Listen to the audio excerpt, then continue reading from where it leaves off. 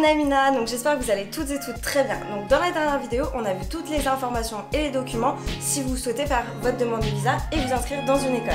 Ça y est, vous êtes enfin accepté dans l'école, vous allez donc recevoir votre certificat d'éligibilité et vous allez pouvoir réserver votre vol et votre logement. Chercher un logement au Japon, c'est pas toujours facile. Si vous passez par une agence japonaise, il va falloir très bien parler japonais et vous allez avoir beaucoup de frais initiaux. Néanmoins, il existe des agences pour les étrangers, mais là aussi, il faut avoir le budget.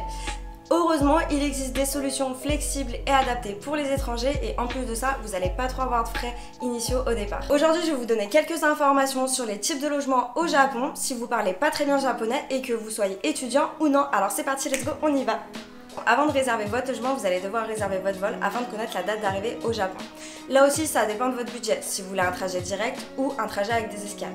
Personnellement, je vole tout le temps avec ANA, donc c'est une compagnie japonaise. Honnêtement, le service est au top du top et les prix sont abordables en réalité parce qu'en hors saison, pour par exemple un mois d'octobre, j'avais payé 700 € aller-retour, donc franchement 700 € pour 13 heures de vol, ça vaut le coup. C'est bon, vous avez votre vol de réservé, vous avez vos billets, vous connaissez votre date d'arrivée au Japon, vous allez pouvoir commencer à chercher votre logement. Si vous avez déjà cherché ou regardé un petit peu les appartements au Japon, vous avez sûrement dû voir un R, un K, même parfois un BR, un LDK.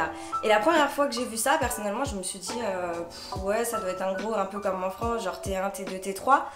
Mais après, je me suis dit ouais, mais un R, c'est bon, allez, un room, un K, un kitchen.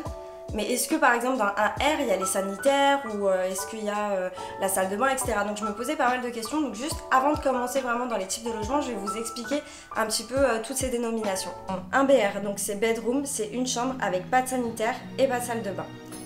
Un R, c'est room, donc c'est une chambre entre 13 et 20 mètres carrés. Vous avez les WC et la salle de bain qui sont souvent dans la même pièce. Vous avez également un petit espace kitchenette, donc il faut faire attention, ils ne l'ont pas tous. Vous avez bien évidemment l'espace genkan, donc c'est l'endroit pour enlever les chaussures à l'entrée de l'appartement. Vous pouvez également trouver une machine à laver, mais pas toujours également, et souvent elle sera située sur le balcon. Un K kitchen, donc c'est la chambre avec la cuisine dans une autre pièce. Vous êtes entre 13 et 25 mètres carrés. Attention, parfois la cuisine n'est pas toujours séparée, donc le 1R et le 1K sont très proches. Vous avez les WC et la salle de bain et également une machine à laver.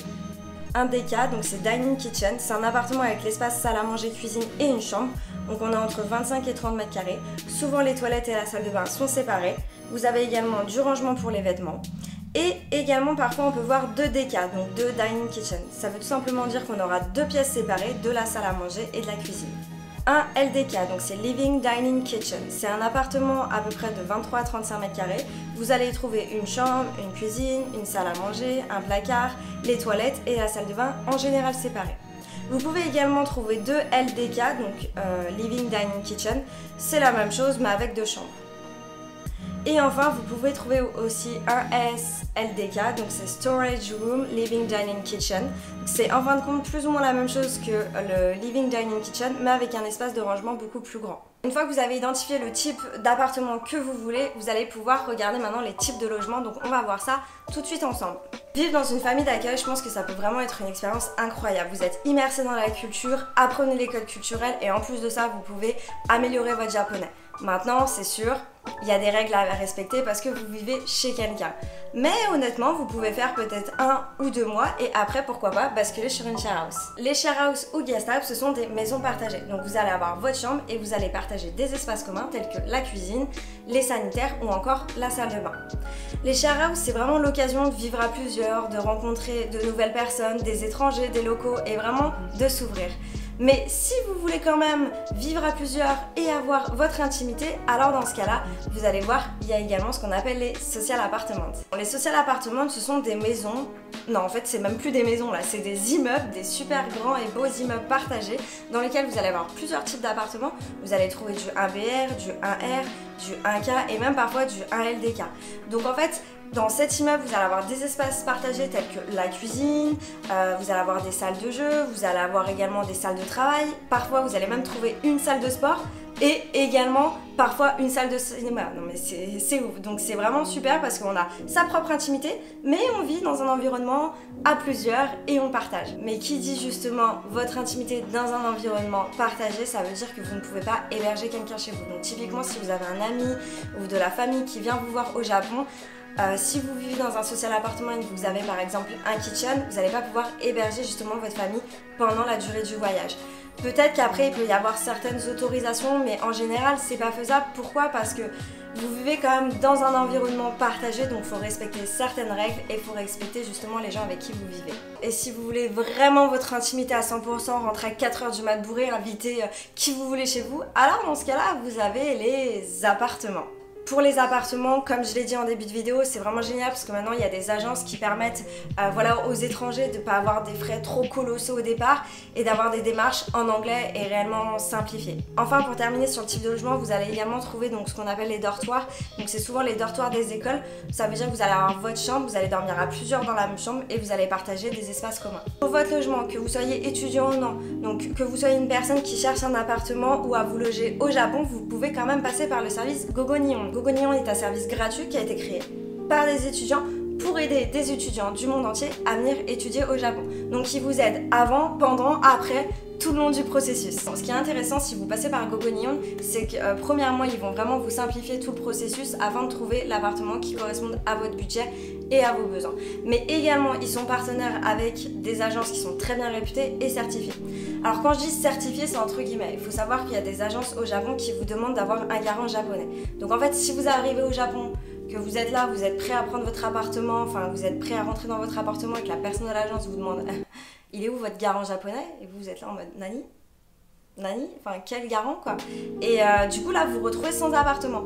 Donc c'est vraiment intéressant de passer par Gogonion parce que vous savez ce que vous signez, vous connaissez le contrat, vous connaissez les termes du contrat et ça vous assure une sécurité non négligeable et voilà, vous êtes sûr d'avoir un logement et de pouvoir dormir sur vos deux oreilles sainement. Et tranquillement. Gogonion sera vraiment l'intermédiaire entre vous et l'agence. Ils vont vous envoyer un formulaire afin d'identifier le type d'appartement que vous souhaitez en fonction du budget, si vous voulez vivre à plusieurs ou pas, etc. Ensuite, ils vont envoyer tout ça donc aux agences et les agences vont vous envoyer tous les types d'offres d'appartements susceptibles de correspondre à vos besoins. Si vous passez par Gogonion, vous pouvez également avoir des réductions, donc par exemple sur les frais d'entrée ou alors sur les factures pour le premier ou le deuxième mois, etc. Maintenant, on va voir les différentes solutions qu'il existe pour ces types de logements, donc c'est parti, on y retourne. Pour les familles d'accueil, vous avez Homestay. Ça fait un peu penser en termes d'expérience utilisateur à Airbnb, vous mettez le pays, la date et vous recherchez. Lorsque vous cliquez sur un autre qui vous intéresse, vous allez avoir la description, les règles, la location, etc. Et vous allez pouvoir vérifier la disponibilité et contacter l'host si vous voulez. Concernant les share house, il y a plusieurs sites. Vous allez avoir Boardless House qui garantit donc la présence de locaux dans leur share house. Ils ont également des programmes d'échange de maisons gratuits, donc sur le court terme, soit dans une autre région du Japon ou alors en Corée ou à Taïwan. Ils organisent également des événements entre share house, donc pour rencontrer d'autres personnes, et également donc des séjours de courte durée en famille d'accueil. Pour les share house, vous allez avoir également la Festa, Bigood Japan, Interwao et également OK House. Pour les social apartments, on va avoir le site Social Apartments. À noter que eux ne travaillent pas avec Gogonion. OK House qui propose en plus des share house donc des social apartments et des appartements. Enfin pour les appartements, vous allez avoir Fontana Apartments, OK House et Interwao. Ça y est, maintenant vous avez trouvé le logement que vous voulez. Vous allez donc signer le contrat donc soit à distance, soit en face à face. Lorsque vous arriverez au Japon, vous réglerez donc les frais initiaux qui comportent souvent un dépôt et 1 ou 2 mois de loyer. En tout cas, j'espère que vous avez apprécié la vidéo. N'hésitez pas à mettre un pouce bleu, à vous abonner et surtout à me suivre sur Instagram, Talino Sekai. Sur ce, Janet Kyosuke.